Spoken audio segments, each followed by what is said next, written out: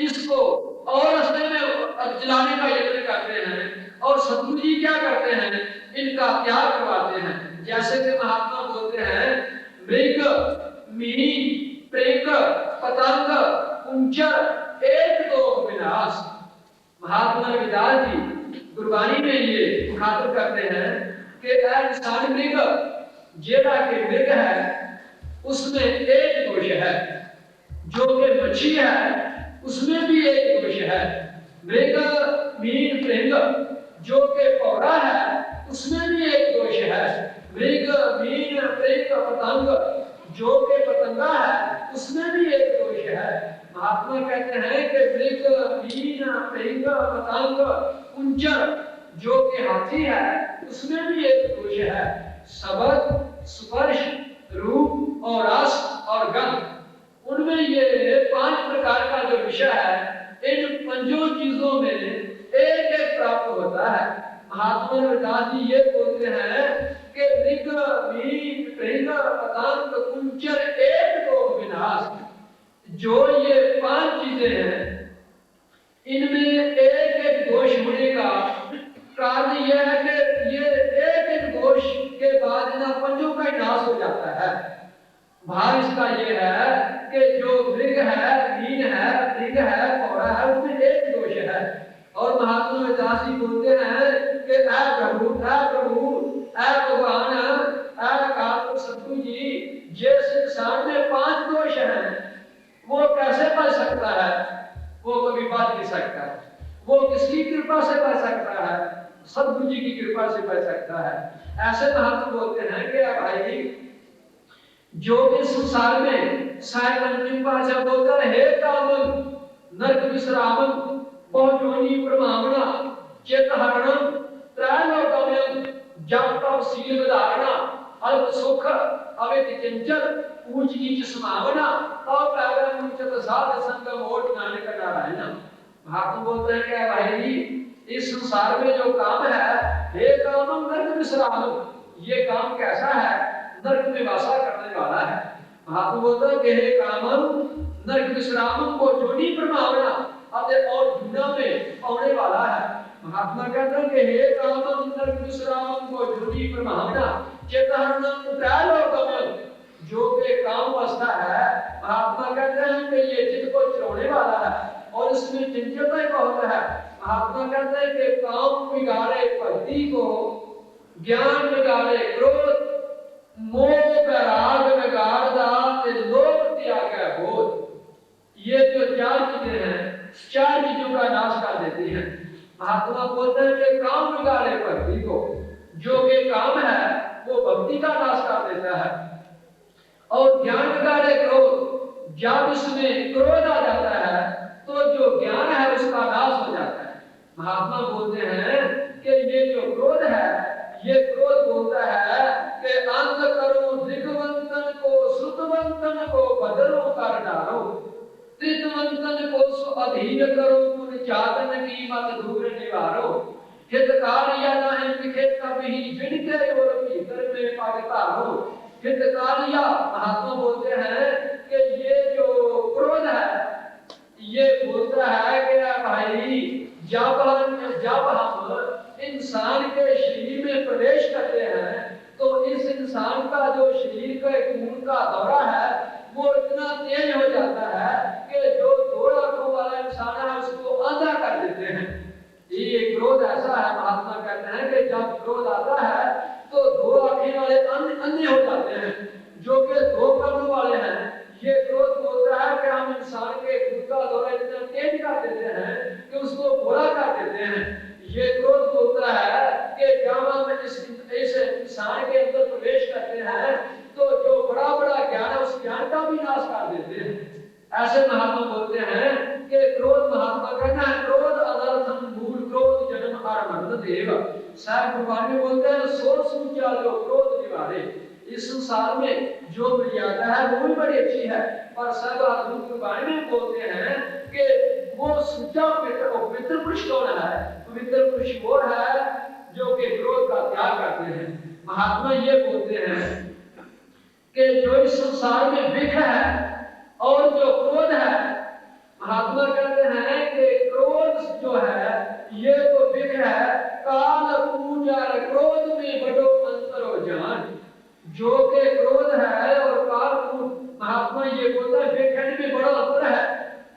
महात्मा ये कहते हैं कि मंत्र क्या है? अंतरिक्ष में ये है कि आप बिख लेकर, ये जहर लेकर उसको किसी बर्तन में घंटा, एक दिन, एक महीना, 6 महीने, 1 साल उस जो के बर्तन में उसमें जहर को डालकर रख दें, वो पड़ा रहेगा, उस बर्तन को कुछ नहीं कहेगा, उसको जितना चिर आपकी जहर उसमें पड़ा रहने दो। पर जब इस शरीर की भांडे में क्रोध प्रवेश हुआ तो क्रोध ऐसा है, पहले तो इस शरीर का जो इंसान का खून उसको साफ देता है और इस इंसान को ऐसा साफता है, ये फिर ऐसा बोलते इंसान का खून का दौरा जब तेज होता है तो जोड़ के जुबान से ऐसा वचन करता है, पहले आप जाता है, ऐसा वचन बोलकर आगे साफ देता है। महात्मा कहते जो के व्यक्ति उसने तो जो के बर्तन को कुछ नहीं किया, पर जब क्रोध संसार को भांडे में दाखिल हुआ तो ये शरीर की जो पानी उसको साड़ना शुरू कर दिया। इस महात्मा ये कहते हैं कि ऐ भाई, ये जो विष है, जो के जहर है, जो के जहर है, इससे जो तेज है, इससे भी क्रोध जो है इससे तेज है, इससे बड़ा है। इसलिए महात्मा कहते हैं कि जो शत्रु जी हैं, ये जो काम, क्रोध, लोभ, अहंकार है, इनसे ऐ भाई दूर करते हैं। जो भी प्राणी सतगुरु जी की शरण आता है, उसको ब्रह्म की, उसको भगवान का नाम जपने से उनको भगवान की प्राप्ति करने के लिए ये उपदेश करते हैं। और जो भी सतगुरु जी का उपदेश धारण कर उस रास्ते में चलता है तो उसको शांति और सुख प्राप्त होता है, सुख मिलता है। महात्मा बोलते हैं कि भाई, जो कि ये संसार है, इन अग्नियों में बहुत प्रज्वलित हो रहा है, सड़ रहा है, जल रहा है। और जो भी संसार में सतगुरु जी की शरण में आ जाता है, उसको शांति रूपी जल मिलता है। जैसे कि महात्मा ये कहते हैं कि आप जब बहुत गर्मी जब आपको महसूस होती है तो आप किसी तरह की छाया को प्राप्त करने के लिए यत्न करते हैं। ऐसे ही जब इन जो काम, क्रोध, लोभ, अहंकार हैं, जो कि इस संसार में रजो, तमो, सतो गुण हैं, जो कि संसार में और कई प्रकार के अवगुण हैं, उनको दूर करने के लिए आप सतगुरु की शक्ति को प्राप्त करते हैं। महात्मा भाई साहब संत ध्यान सिंह जी ये कहते हैं कि जो ब्राह्मण, क्षत्रिय, शूद्र, वैश्य सतगुरु जी की शरण में आता है, सतगुरु जी क्या करते हैं, जो के ये प्रथा है, जो के मंत्र की, उसको कान में मंत्र देते हैं। इस मंत्र कैसा है, महात्मा के सच्चे पातशाह गुरबाणी में प्रमाण करते हैं कि मने प्रकाश भयो प्रमनास्यो मंत्र दियो गुर का। ये जो मंत्र है, ब्राह्मण, क्षत्रिय, शूद्र, वैश्य सभी को गुरु जी ये कहते हैं कि भाई इस मंत्र को जपना करो, इस मंत्र जपने से आपको सुख शांति प्राप्त होगी।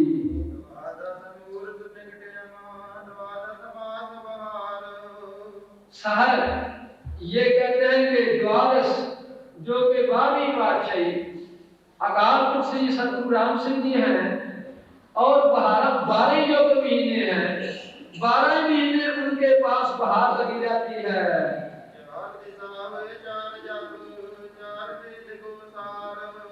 जो के 4 दिशों में प्राणी आते हैं, उत्तर, दक्षिण, पूर्व और पश्चिम। जो के 4 जाप, जो के चोखरा जाप है, इसको 4 को जप कर जो कोई सुंदर है, महात्मा कहते हैं संसार को भाई यो प्राणी जो है, इस संसार को इन नाम को देकर, इन नाम को जाकर ये भवसागर को तर जाता है। साहब कहते हैं कि काल सच्चे पातशाह श्री सतगुरु राम सिंह जी जब ये जो कि गुरु नानक की परंपरा थी, सिखी का प्रचार करने लगे तो पंजाब का दौरा करते करते एक रुड़का ग्राम है, वो रुड़के ग्राम में साहब गए। उनका कैसा नाम है भाई? जो उनका नाम लेता है उसको सुख प्राप्त होता है, उसको सुख मिलता है। उनके जो साथ संगत थी, जब उनके ग्राम में गए तो साहब गुरु गोविंद साहब श्री सतगुरु रामसु सच्चे पातशाह जी को अच्छी जगह देकर वहां डेरा लगा दिया। ये सिखों ने प्रार्थना की कि महाराज आप इस जगह बैठे और यहाँ 60 सिख संगतें आपके दर्शन करने के लिए यहाँ आएगी। महात्मा बोलते हैं क्या भाई? साहब श्री सतगुरु राम सिंह जी इस रुड़के ग्राम में बैठे और यहाँ बैठकर दीवान सजना शुरू हुआ। क्यों? ये सत्संग है, इस सत्संग में इंसान को बहुत कुछ प्राप्त होता है। महात्मा कहते हैं कि सत्संग कीनो तब पीनड़ी तरानी जग, सत्संग कीनो तब तरी मीरा भाई है, सत्संग कीनो नाम देव कबीर करे, सत्संग कीनो पार पयो सैन आई है, सत्संग का प्रभाव प्रकट सगले जग, रविदास उनकी प्रभ जात ना गिनाई है, सुंदर पाठ जित सत्संग कीनो ताहे को जन्म तन देने वाली भाई। इस संसार में जिन्होंने सत्संग किया उनका भाई उदार हुआ। ऐसे महात्मा जैसे कि आप भी हुने सतगुरु सच्चे पातशाह के हजूरी में कीर्तन श्रवण किया, ऐसे महात्मा बोलते हैं कि शब्द कीर्तन जो कि सिख संगतें आती हैं और सत्संग है वो शुरू हुआ। ये महात्मा एक इस संसार में कहते हैं कि जैसे धरती है, इस धरती में और जो आकाश है, आकाश में जैसे कि चंद्रमा है, चंद्रमा के आले दुआले जो तारे हैं, उन तारों के बीच में चंद्रमा बहुत सुहावना लगता है। ऐसी धरती है, इस धरती के ऊपर सतगुरु जी बैठे हैं। सतगुरु जी के आले दुआले जो के सिख हैं वो तारे के मतलब आले दुआले शोभित हैं, बीच गुरु जी शोभित हैं और बहुत सोहने लग रहे हैं। उस नगर में महात्मा ये बोलते हैं कि कुछ ब्राह्मण लोग रहते थे। जब उन ब्राह्मण लोगों ने ये सुना कि यहाँ 12वां नानक, जिसको बड़े शक्तिशाली बोलते हैं, बड़े करामाती बोलते हैं, उन्होंने जब ये सुना तो आपके मन में विचार करने लगे। ये कहते हैं कि सभी संसार बोलता है कि बड़े गुरु प्रकट हुए हैं, जो 11वां 12वां नानक बोलते हैं और इस संसार में सारा संसार चर्चा करता है उनकी। उनमें ये बात हुई कि जो करामात संसार कहता है, हम आप उनकी जाके ये देखें कि जो संसार है वो ठीक बोलता है, उनकी करामात है, उनकी शक्ति ठीक है, ये उन लोगों में ऐसा संसार पड़ा। हाँ, इस बात का स्पष्टीकरण करने के लिए कि ये बात सत्य है और यह झूठ है, इस बात का स्पष्टीकरण ये कि ये पंडितों ने विचार किया आपके मन में। महात्मा कवि जी ये बोलते हैं, इस संसार में कई तरह के लोग होते हैं। कुछ तो लोग ऐसे हैं कि जो के साधु संत महात्मा गुरु पीर को देखकर बहुत प्रसन्न होते हैं, और इस संसार में कुछ ऐसे लोग हैं जैसे कि साहिब गुरु नानक सच्चे पातशाह मारू राग में बोलते हैं कि विमल बजार बसस निर्मल जल पद्मन जावल रे, पद्मन जावल जल रस संगत संग दोह नहीं रे। महात्मा ये बोलते हैं कि भाई जी देखो, जो के कमी होती है वो है मकान में, और जो महात्मा बोलते हैं कि जो चंद्रमा है वो है आकाश में। जब चंद्रमा उदय होता है तो जो कमी है वो खिड़ जाती उसको देखकर। ऐसा है कि इतना फासला, देखो कितना फासला है।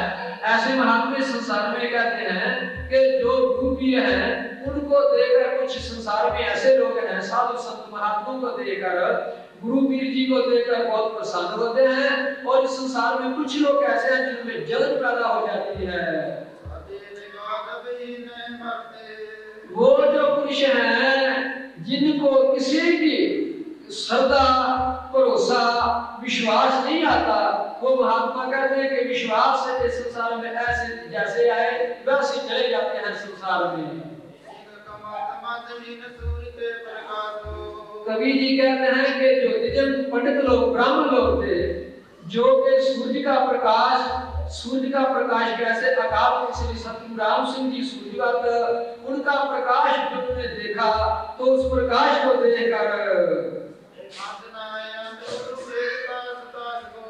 जैसे कि महात्मा बोलते हैं कि सूर्य उदय होता है तो जो इस संसार में एक पंछी है, जितनी भी पृथ्वी है उसको ये सुख प्राप्त होता है कि सूर्य भगवान के दर्शन हुए हैं।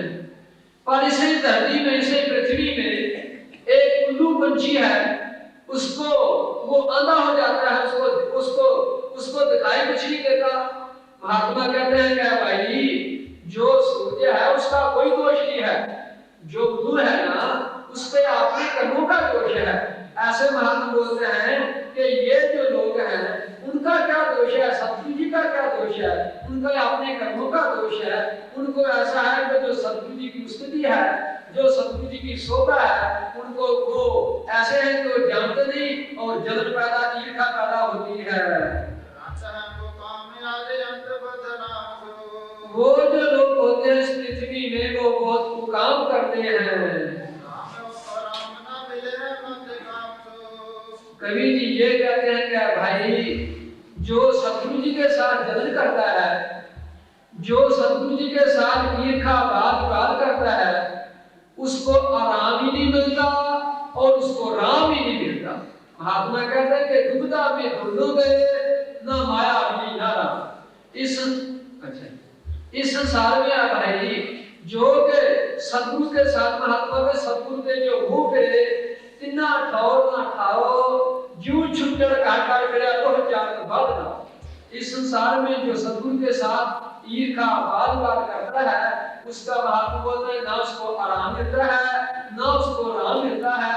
ऐसे ही लोगों ने सतगुरु जी की परख करने के लिए एक थाल को लेकर उसको ऐसा किया कि जो फुके का पानी था उसमें धोकर उस थाल को सुखाकर उसमें प्रसाद पाकर आकर साहिब श्री सतगुरु राम सिंह के आगे रख दिया।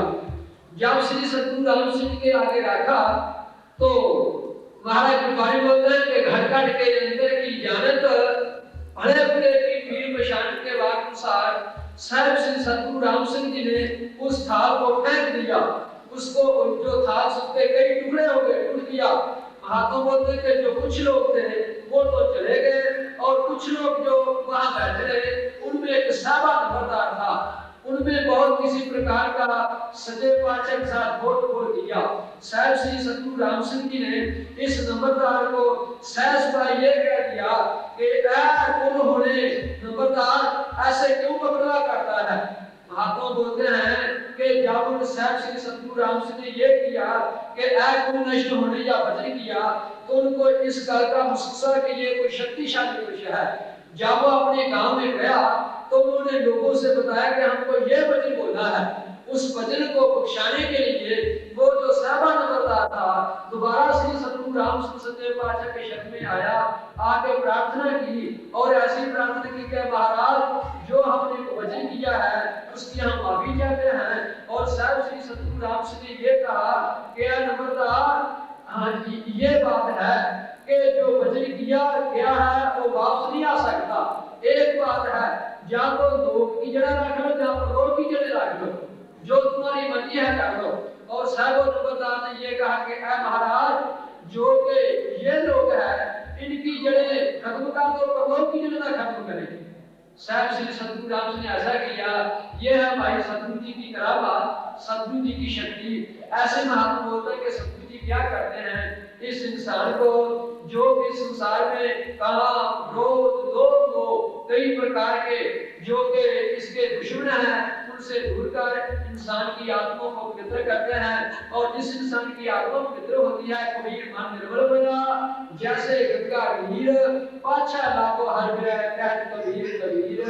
इस संसार में ये जो कोई वाणी पढ़ता है, कोई नाम स्मरण करता है, कोई कीर्तन करता है, इसका क्या भाव है? अपनी आत्मा को निर्मल करने के लिए हम ये जो संसार में शुभ काम करते हैं। और जिस इंसान की आत्मा निर्मल होगी, वहां परमेश्वर का प्राप्ति होगी, वहां परमेश्वर की जगह होगी। इतने कहने से आप हम सबसे बहुत आप ये सतगुरु जी की शरण में और कीर्तन श्रवण करने के लिए आपने दिया है। और हमने जैसे कि सतगुरु जी ने कृपा की, हमने प्रार्थना की है, कोई त्रुटि हो तो आपने कोशिश करनी। सब इस समय को सफल करने के लिए गज के बोले धन श्री सतगुरु जगदीश सिंह।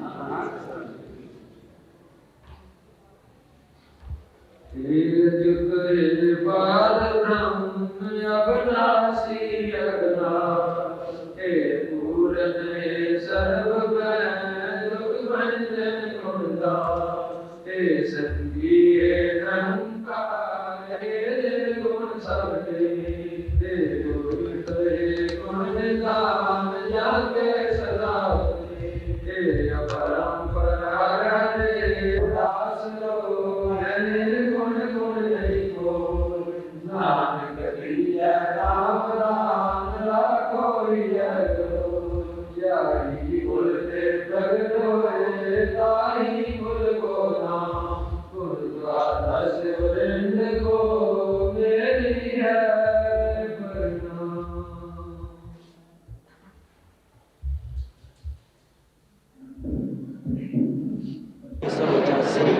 दादा सलाम लिखे संगीत में हो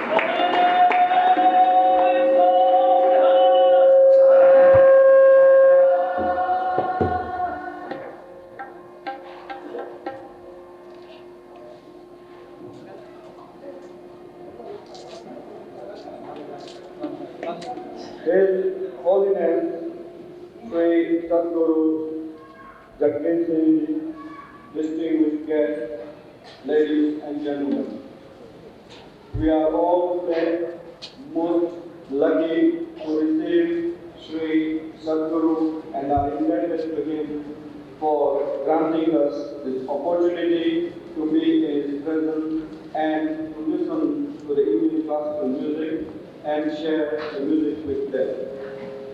Most of us, and particularly the present generation in majority, is absolutely unaware of the Indian classical music, and so I wish to throw some light on the subject of Indian classical music. Music was one of the earliest forms of non-verbal communication. Probably in no other country has music enveloped man's entire life in a world of melodic sound as in India. Nowhere else is it so difficultly interwoven with country's traditional culture. Apart from the divine origin ascribed to its music, it is undeniable that India's art consciousness had its genesis in the social, religious life of the early Aryans. They were singer priests, and their songs of worship were composed on certain definite principles. These songs, which have come down to us as the sacred hymns of the Vedas, constitute melody and rhythm in their earliest form. All music is based upon and conditioned by relations between sounds. It is obvious that long before the evolution of the musical scale, the musical observers of antiquity, with their amazing observation, an uncanny sense of hearing, accentuate the different gradation of the musical sound from the cause of animate nature. The process spanned many centuries before they came to be grouped under notes or surveys. Initially, only three swords were evolved and used for musical recitation of the songs of the Rig Veda, which became the chants of the Samveda Veda. The number of swords rose from 3 to 5 and then to 7. 5 of these 7 swords were subdivided into formal, that is flat, and different is sharp variations. The spectrum thus finally evolved covered a gamut of 12 swords. Although, incidentally, this scale of 12 notes recognized by Indian music also forms the international basis of the music of the East and the West. That makes the scale fundamentally different is that it is 12 tones are worked out of a wider span consisting of 22 microtonal intervals called shrutis. The development of music thus takes place through the use of a spine shrutis which lie between these words. If therefore the melody unfolds as an unbroken line, it is because even a particular comma or given acquires delicate shapes or specific microtones in the process of unfolding. These are all aesthetically clever embellishments which, given the chosen melody, is unmistakable identity. This explains the basically melodic character of Indian music as distinct from that of the West, which has evolved on harmonic lines. The concept of melody as embodied in what is known as raga is by far the most distinctive feature of Indian music. A rag is cast in one mood and only one chosen rag forms the basis of improvisation throughout a given piece of music. What is a rag? Simply put, it is the medium through which emotional experiences are expressed in terms of succession of first. Although the term literally means that which enters the listener and implies both melodic and aesthetic potentiality each rag has and unmistakably characteristic personality of its own. This rags, both in Hindustani and Carnatic systems, present an amazing variety and diversity. Even when two rags have the same set of chords, these may be 5, 6, or 7, they may well differ in the use of not only their formal and figural variation, but also the most appreciated Sufis variants mentioned earlier. One or more chords may be omitted in essence or distance, or there may be emphasis on certain specific chords. Then again, there may be some chords surface combination of notes which have to be highlighted to spotlight the identity of the rag. Above all, it is the type of movement from one chord to another called gamakas, or the special versions of refinements which ultimately project the true personality of the rag chosen for improvisation. This constitutes the very soul of our classical music. Equally vital to the concept of rag is tal, rhythm. In fact, rag and tal together constitute classical music. The repertoire of tal is as rich and varied as that of rag. Some of the tal often reveal great subtleties and complexities. The Indian music is still developing. I have taken enough of your precious time. Before I sit down, I request you, all of you, please do not leave your seats while the artists are performing, because it will distract them and also your audience. Thank you very much.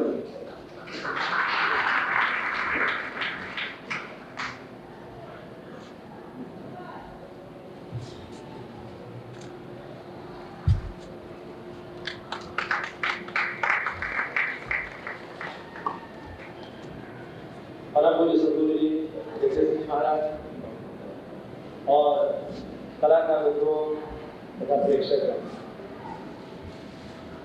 सबसे प्रथम मैंने स्वर लिपि का एक काव्य बनाया है, जिसका हर एक पहला शब्द गिनने से जगदीश शुरू होता है।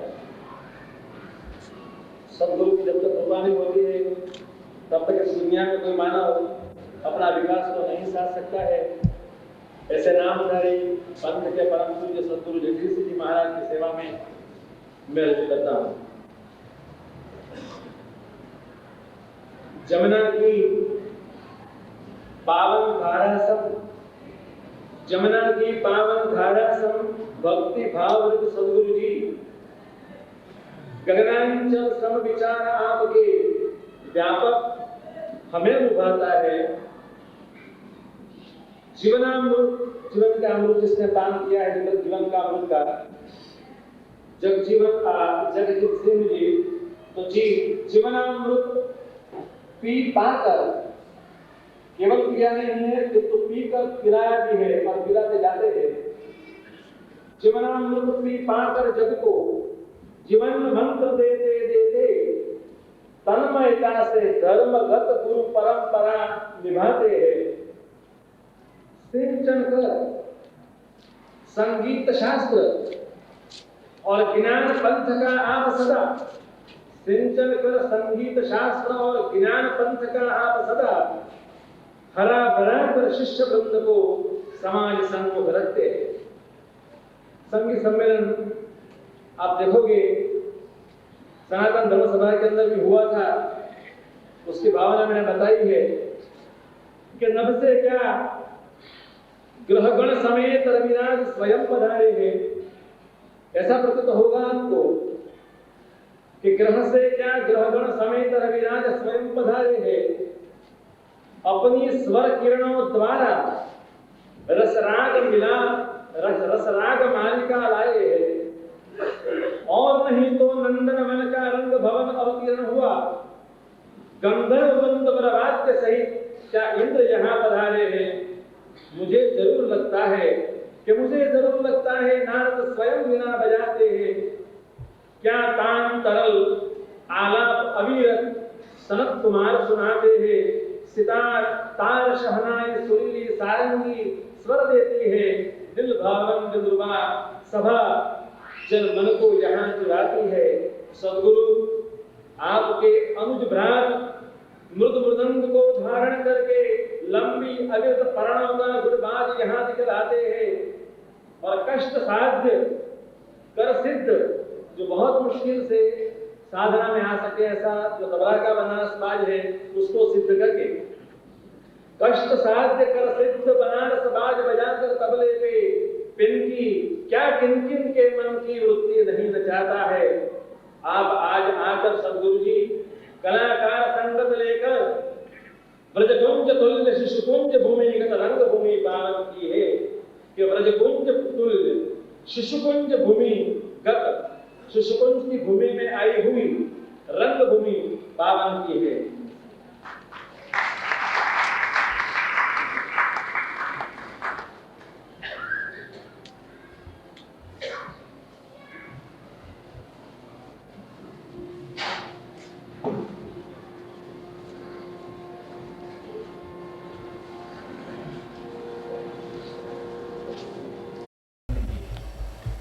और मन को एकाग्र करने के लिए एक दफा उसी स्वर से कह दीजिए, हम श्री सद्गुरु राम। प्रिय सज्जनों, अभी अभी आपने रागी गुरु सज्जनों से गुरबाणी का कीर्तन सुना।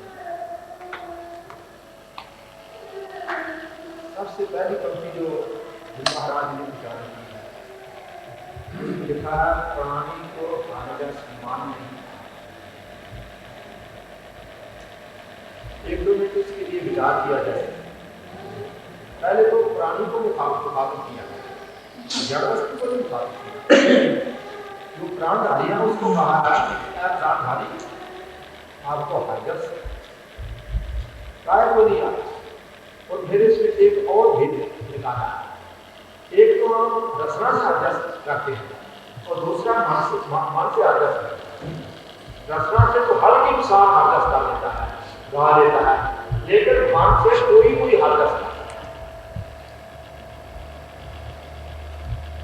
सहर्ष गोविंद सिंह जी बताते हैं, एक चित्त जिनके छिड़ जाओ काल पास के बीच ना।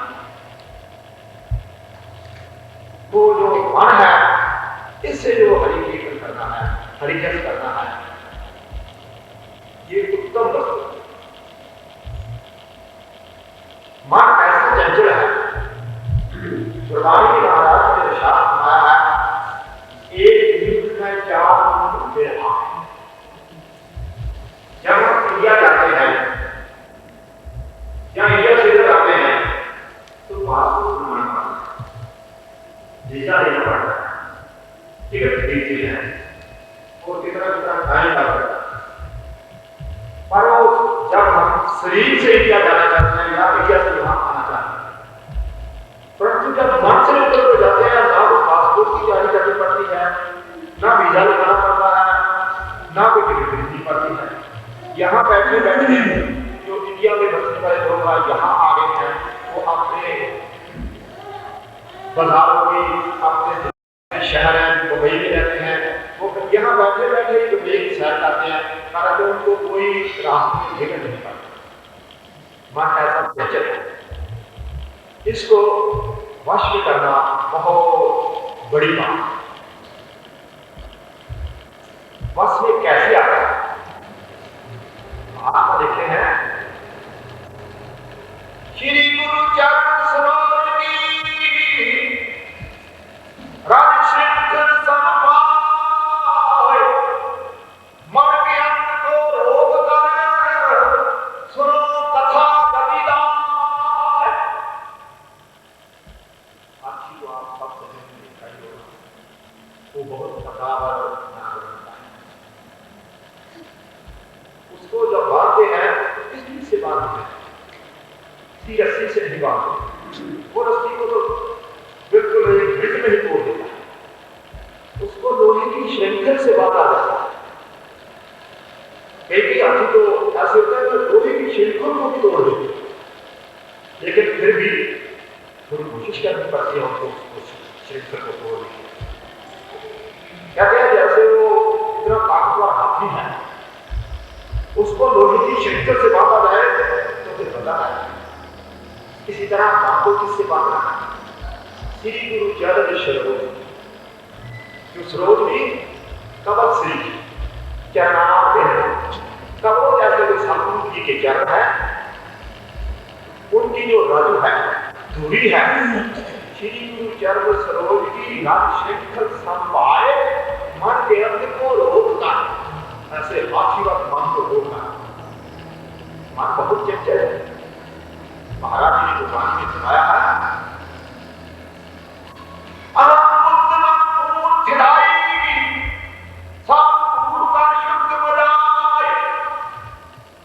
इस मन को पूर्व के कई जन्मों की अहम बुद्ध हंकार की बुद्धि अनुसार कई हिदाई लगी हुई है। जो बर्तन साफ करना पड़ता है, पहले उसको राखी से साफ करता है, लेकिन इसमें हिदाई होती है, घी होता है, वो राखी साफ में अच्छी तरह उसमें थोड़ा अग्नि डालना पड़ता है। ये जो मन ऐसा है, उस मन को जन्म जन्म की मालका की काला हुआ स्याह, कई जन्मों से इसको ऐसी बातों की माल लगी है जो स्याह काला भी बहुत ज्यादा काला हो गया है, बहुत ज्यादा स्याह हो गया। वो मन कैसे साफ होता है, साधु गुरु का शुद्ध नहीं, साधु के चरणों की, गुरु के चरणों की जो धूली है, उससे वो मन हुआ है साफ। आजकल मन का कई प्रकार का लोग मन करते हैं। हमारे को पानी में लिखा है मन जीता जाए, और उसका साधु जन महात्मा जन ये अर्थ करते हैं कि अगर मन को जीत लिया तो सारा संसार जीत लिया। अच्छा है, वैसे माना कोई बुरा नहीं करेंगे आज, लेकिन मैं इससे सहमत हूं। इस अर्थ से थोड़ी मेरी विलक्षणता है। मैं आप सबको से पूछना चाहता हूं, क्या कोई महादेव ने मन को नहीं जीता था? क्या भगवान कृष्ण मन को नहीं जीता था? क्या भगवान राम ने मन को नहीं जीता था? क्या गुरु रामदास जी मन को नहीं जीता था? जितने महात्मा पूर्वज हुए हैं हमारे, ये हमें कहना पड़ेगा उन्होंने अपने मन को जीत लिया। ये कोई भी नहीं कहता कि उन्होंने अपने मन को नहीं जीता, लेकिन संसार को जीता गया, उनके साथ लड़ाई हुई, उनके बच्चों को कत्ल किया गया, उनकी घर की जगह को भूमि से मिला दिया गया, कारावास में डाला गया। मन तो उन्होंने वश कर दिया, लेकिन संसार से भी वश नहीं हुआ। साधु महात्मा इसका क्या? बहुत से साधु महात्मा से कहते हैं मन जीता है जग जीत। जितना जितना किसी ने किसी का मन जीत लिया, उतना उतना उसने जगत को जीत। जो मन को जीत लेगा किसी को, वो जीत जाएगा। तलवार से जीता कभी जीता नहीं सकता। आज है तलवार से जीतूंगा, वो मुझसे तलवार से जीतेगा। लेकिन जब किसी का मन जीत लेंगे, तो कोई काम नहीं उसके मन। और दूसरा ये ज्ञानी बातें हैं कि मन जीता जग जीत। जिसने मन को जीत लिया है, उसने जग में इंद्रियां, जो इंद्रियां हैं सभी को जीत। जब मन जीत लिया, जो उसके नेत्र हैं, वो दृष्टि से किसी स्त्री की तरफ, किसी भैंस की तरफ नहीं देखती। उसके हाथ जो है किसी की चीज चोरी उठाने के लिए आगे नहीं जाएंगे। उसके पांव जो है वो काम करने के लिए किसी रास्ता नहीं जाएंगे। उसके नेत्र जो है वो, उसके श्रवण जो है किसी की निंदा सुनने के लिए कभी भी आ नहीं होंगे। तब ये स्थिति होगी जब मन जीत लिया जाएगा। जब मन जीत लिया, सारी दुनिया जो है उनको अपने आप ही हो जाएगा। तो ये जो मन है, जो एक दिन में 4 गुण दिया, इस मन को जीतना कैसे है? तो गुरु की ज्ञान से रोज ऐसे जीता है। तो सबसे उत्तम, जब गुरु की ज्ञान प्राप्त हो जाएगी तो फिर क्या होगा? ये मन निर्मल हो जाएगा। निर्मल मन होने से क्या होगा? तो भी कहते हैं मन निर्मल था। मेरा मन निर्मल हो गया। कैसे? जैसा गंगा नदी, गंगा के लिए नहीं शब्द है, जमुना का नीर नहीं कहा, सतलुज का नीर नहीं कहा, व्यास का पानी नहीं कहा, गंगा के लिए को जो कहा है, गंगा विशेष ऐसा है।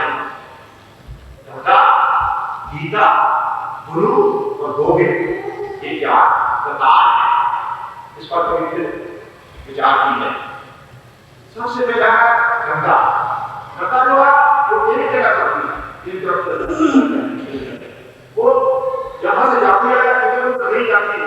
लेकिन वो अपने जो उसका बड़ा हुआ है उसके संसार में गंगा का जल दूर दूर तक घूम ले जाती है। महाराज की वाणी में लिखा है गंगा जल वो गोविंद नाम जो सिमरा जिसकी गति होगा तीन पहरों का योग करता। गंगा का जल और गुरु गोविंद, जो गुरु अंधेरे में प्रकाश करने वाला है, इसका नाम जो है, जो उसका नाम सुनता है उसकी तो गति हो जाती है। और जो गंगा का जल पीता है उसको केवल बहुत जोड़ प्रभाव जोड़ने में ही शास्त्र में तो यह बात लिखा है कि वाराणसी पूरी वासना की स्नान संतान मूर्ति की राखना वासना। जिस एक कुत्ते के मन में ये खास है कि मैं बनारस का जाके गंगा के किनारे पर रहूं, उसकी खास को सामने रखा कहते हैं इंद्र उसकी नामदेवी कर सकता जिसके दिल में ये सिर्फ खास है कि गंगा का जाना। गंगा से वाला गीता में गंगा से विशेषता वो क्या है? गीता देवी के शांत तक ले जाते हैं, उसको वहां भी पढ़ना हर एक इंसान अपना मन जो है वो ना वो सीखना। और तीसरे है गुरु और चौथा गोविंद। जो गोविंद है, गुरु जो है वो गोविंद से भी बड़ा है, क्योंकि गुरु की रक्षा कराने वाला, गोविंद की रक्षा कराने वाला गुरु है। इसलिए जो रक्षा कराने वाला है वो उससे बड़ा हो जाता है, जिसको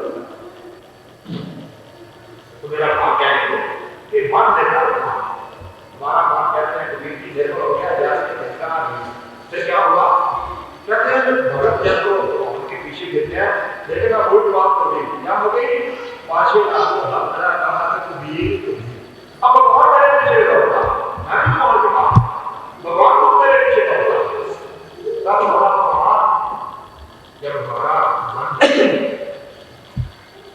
सेवा के मन निर्मल होता है जब हम सेवा करते हैं तो मन निर्मल होता है निर्मल हृदय होता है जब हृदय निर्मल होता है उसमें फिर नाम स्थित है नाम जब के ध्यान हुए जब नाम जपते हैं नाम काम करते हैं तो ज्ञान अवस्था प्राप्त हो जाती है ज्ञान मोक्ष जो कहा ज्ञान जो है वो मोक्ष को देता है वो मुक्ति प्रदान करता है तो मेरा भाव से क्या था कि जो गुरु है उसके चरणों की जो दूरी है उससे इंसान का मन जरा वो है वो शुरू करता है इसलिए अभी अभी शादी से आ रहे थे कि प्राणी को हर जस मर नहीं मर करके हर जस नहीं जब हम हर जस करके हर जस कहेंगे हाँ हमारे सभी भी काम जो है गुरु को इसीलिए ही हम सामने कहते हैं कि गुरु में विशेषता है कि वो अज्ञान का दूर करना है एक शंकावादी शंका करना है गुरु को नानी तो कहते हैं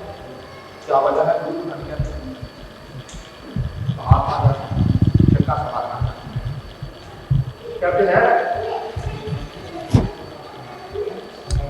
राम हृदय पुगलियो माया रावण राम राम यथा भगवान पर सिख सिख तम पर गुरु राम 4 दफा इसको हमें राम का नाम राम हृदय पुगलियो यहाँ रावण का बात जैसे कुटिल लिप्त हो जो उल्ट काम करते थे दुराचारी थे उनको रावण ने मारा दुराचार्यों को रावण ने मारा लेकिन जब आप दुराचार में फंस गया उसको रावण ने मारा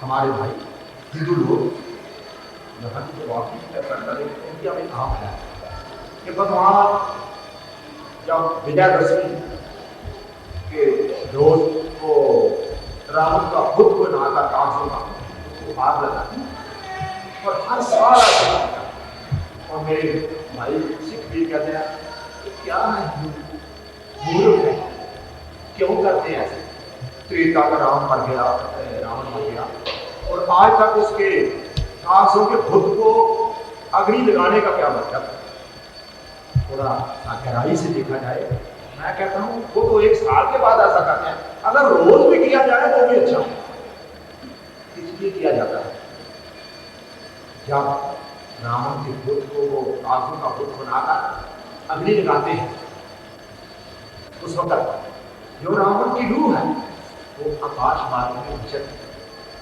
आकाश मार्ग में जाती है और जो हिंदू संस्कृति का भेद रखने वाले लोग हैं उनको आग तारों की जाती है ऋषियों मुनियों और गुरुओं की धरती में जन्म लेने वाले इंडियन लोग मेरे प्यारों अपने भगवान को मानने वाले देखो मेरी एक बात मैंने त्रेता में एक उपकरण किया कि पर स्त्री को हरा चुराया लेकिन आज तक मुझे उसकी माफी नहीं मिली देखना और जो भी उपकरण कर लोगे अच्छा लेकिन स्त्री चोर कभी ना इंसान के 3 शारीरिक असूल है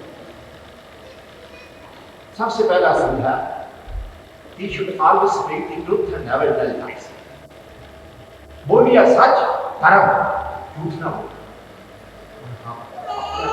अपने अपने विमान में देखिए कि हम कितना झूठ बोलते हैं और कितना सच बोलते हैं सबसे पहले इंसान का उत्तम धर्म ये सच बोलिए सच धर्म झूठ ना बोले सच बोलना भी धर्म है महात्मा ने लिखा है सत्यमेव परम ब्रह्म सत्यं ज्ञानमनंतकं सत्यमेव परावेदा ओंकारं सत्यमेव सत्यं वेदेषु जागृति सत्यं हि परमं पदं सत्यं विजायते लोकं सत्यं भोजनार्दन सत्यं हि लभ्यो हि आत्मा सत्यं हि परमं तपः सत्य सर्व मूल जगत सत्यमेव प्रतिष्ठितं। इस श्लोक का मौका मिला मुझे बड़े विस्तार से अर्थ करना। मतलब यही है कि भगवान भी सत्य है, वेदों से भी यही प्रतीत होता है कि सत्य बोलना चाहिए। तुलसीदास ने लिखा है, नहीं असत्य पाप भूया गिर सब हो ही विकोटि भूया सत्य मूल सब सुकृत सहाई वेद पुराण विदित मूल भाई। कहते हैं जो सत्य है, सत्य मूल सब सुकृत, जो श्रेष्ठ कर्म है, दुकृत और सुकृत, श्रेष्ठ कर्म और बुरे कर्म। तुलसी जी कहते हैं जो सत्य है, सत्य मूल सब सुकृत सहाई, जो सत्य है वो मूल है, जड़ है, सुकृत श्रेष्ठ कर्म। आपको कैसे मालूम हुआ? कहते हैं वेद पुराण विदित मूल भाई, वेदों और पुराणों से पता चलता है। वेद पुराण बोल नहीं सकते, वेद पुराण भी बोल सकते, कैसे पता चला? कहते हैं विदित मुनि गाई, वेदों से मुनि गाकर हमें बताते हैं कि सत्य बोलना। ये जो वाणी है इसमें एक विशेषता है, जब ये जड़ वस्तु के साथ लग गया तो जड़ बन जाता, जब चेतन के साथ लग गया तो वो चेतन बन जाता। एक श्लोक गीता का या गुरबाणी का शब्द या कुरान शरीफ की आयत किसी दीवार पर देखो, वहां वो वाणी नहीं बोलेगी। क्यों? वो जो दीवार है वो जड़ वस्तु है, वो नहीं बोलेगी। और वही वाणी जब एक चेतन के साथ लगेगी वो वाणी। तो कहते हैं हमें ऐसे मालूम हुआ है कि जो साधु महात्मा है उन्होंने वेदों से पढ़कर हमें दर्शाया है कि सत्य जो है वो बहुत अच्छी। सबसे पहला हम सत्य बोलते। तो मेरा मतलब सिर्फ कहने के लिए था कि he should always speak the truth and never tell lies. दूसरा, he should beware even of an unconscious sin. रे नारक अचेत पाप देखो, अचेत पाप। आजकल हम चलते चलते पाँव में कीड़ी आ जाए, ये पाप हो गया। ये कीड़ी मारना क्या पाप है? ऐसे तो हम श्वास लेते हैं कि कई जानवर मर जाते हैं। अचेत पाप किसको कहते हैं? अचेत रे चित चेत चेत अचेत। अचेत जो नहीं चेतता, जो स्मरण नहीं करता भगवान को, वे बड़ा बड़ा गुरबाणी में यहाँ तक लिखा है ब्रह्मन कैरी का कनिका अनचाली का धान फिट का कोट बदिया सदा सदा अभिमान। ये 6 अध्याय कौन सी?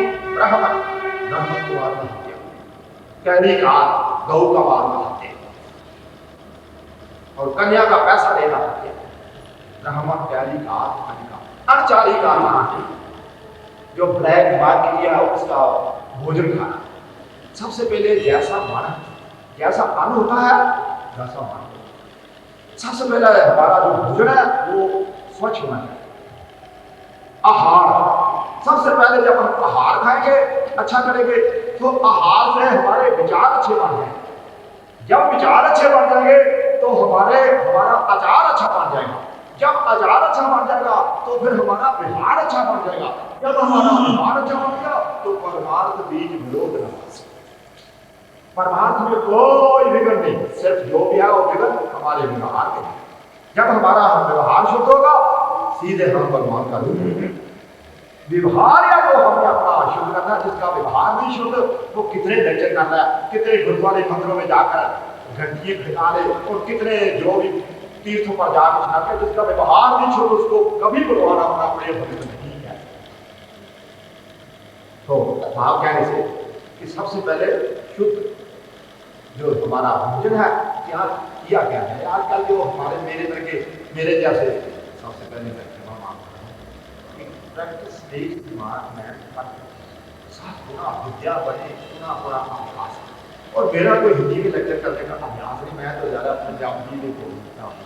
ये गुरु जी महाराज ने तो किया, तो थोड़ा बहुत बुला लिया, उनकी कृपा से होता है। तो सो जहाँ मैं कोई हिंदी में पंजाबी का बोल रहा हूँ, आपने मेरी गलती को सुना।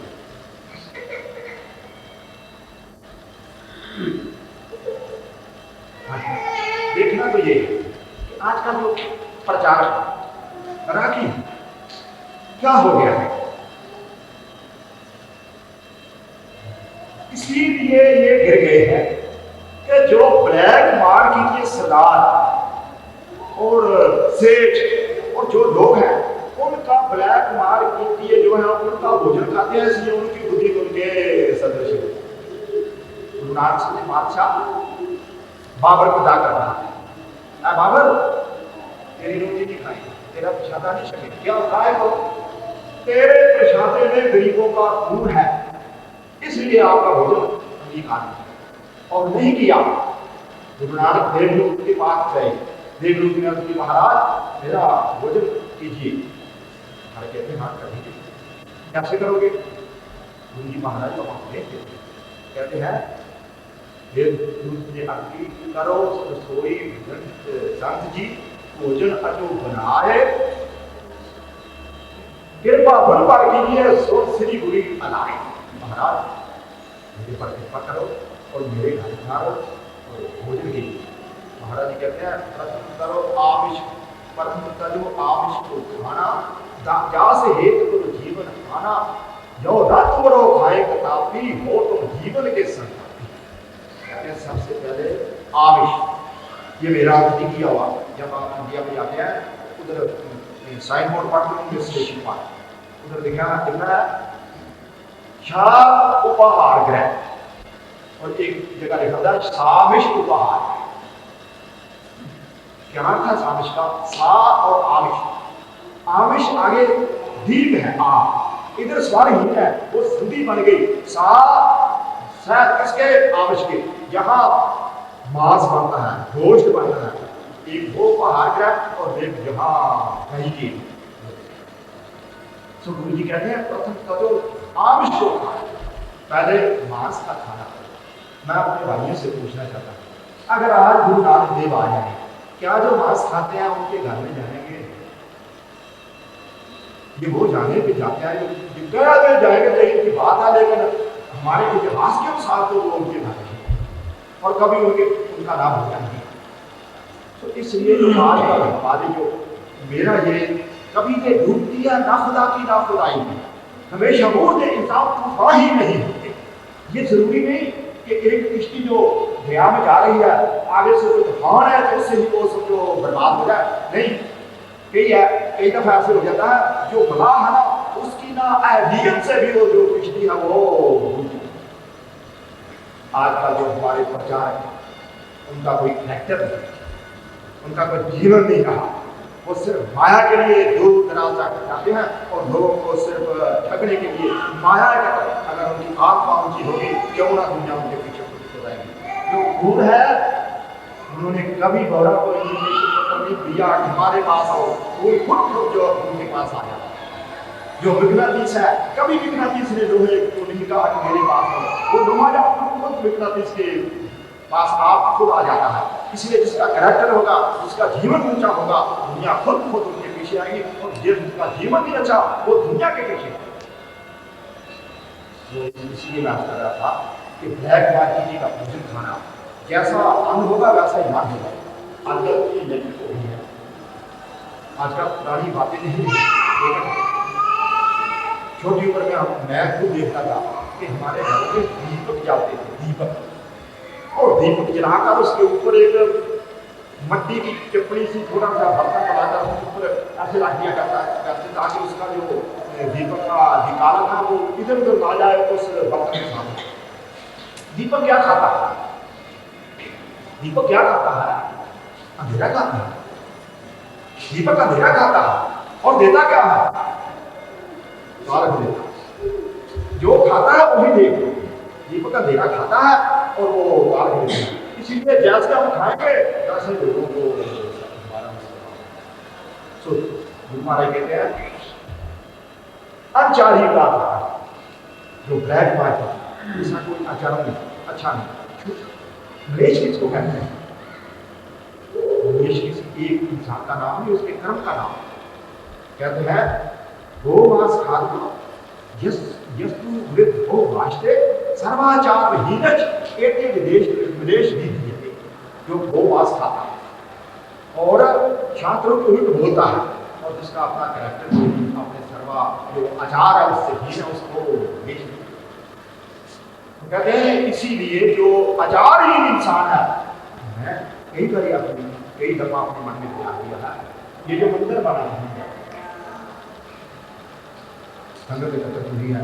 अच्छा भाई, मंदिर के लिए बड़ा ही बताओ कितनी कुछ देता है। सेठ जी ने 6,000 रुपया उसकी जय।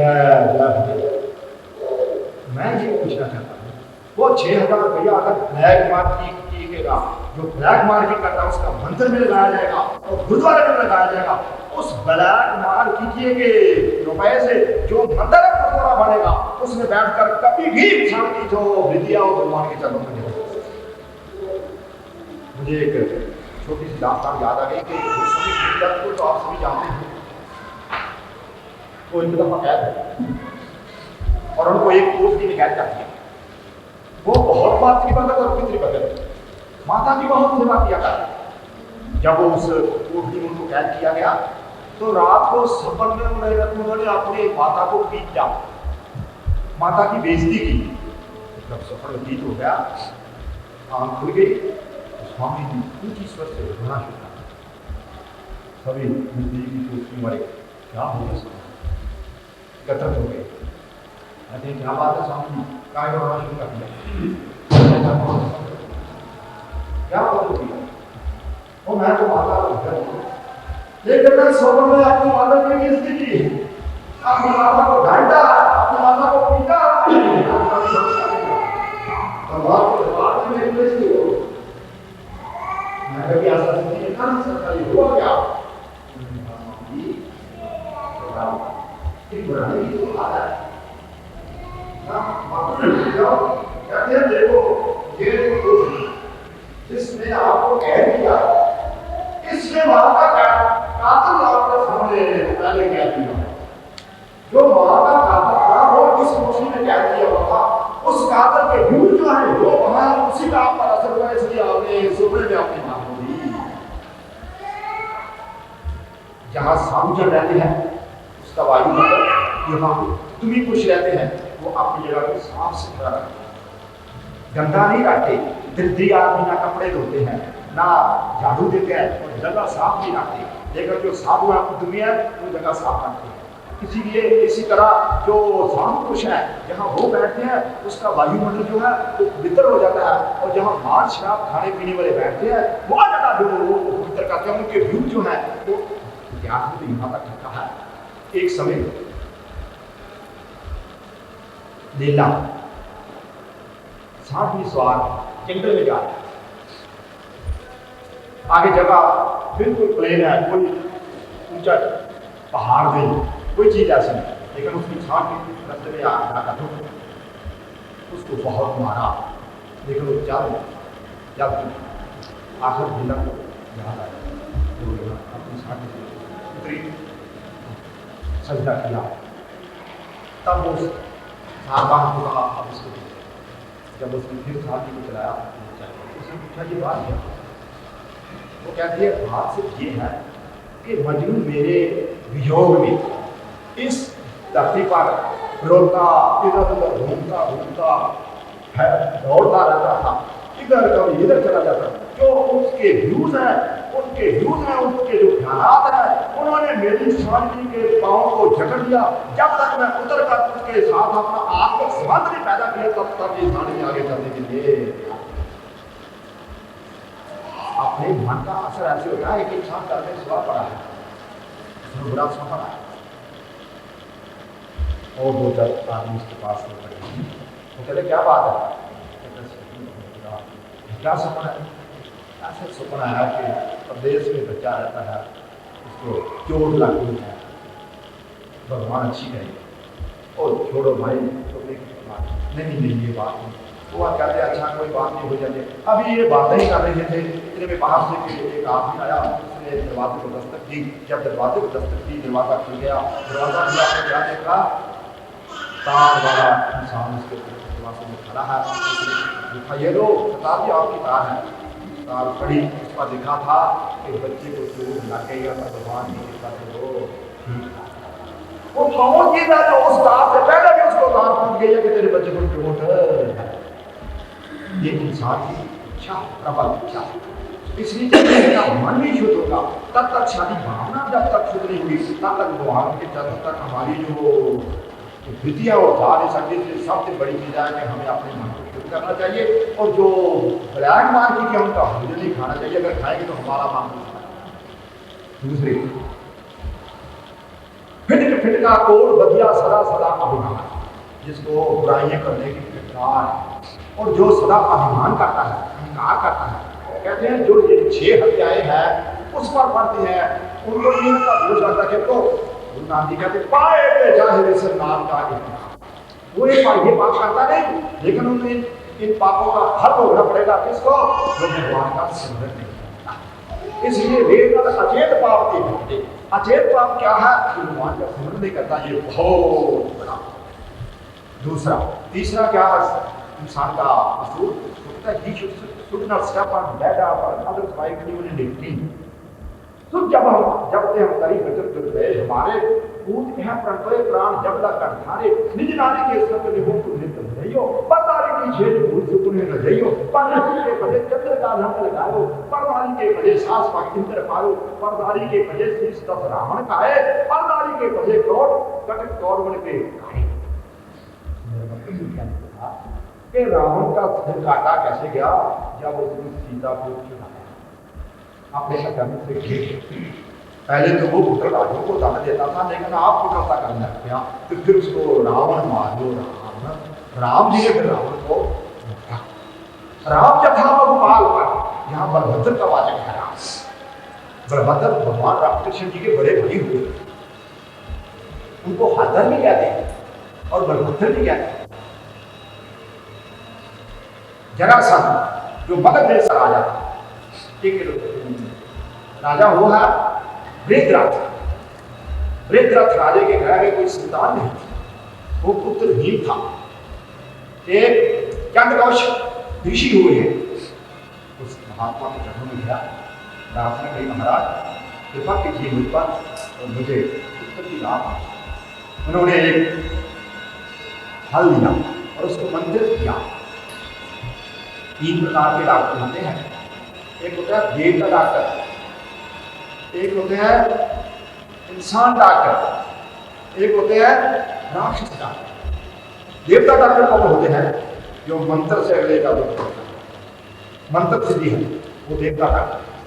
दूसरे इंसान डॉक्टर वो कौन है? जो हमारे पूर्वज थे, वो दवाई देगा अगले का दुख, जिसको आज का हम भूल देंगे। और तीसरे डॉक्टर कौन है? वो है राक्षस डॉक्टर। के डॉक्टर की करने के लिए वो राक्षस डॉक्टर।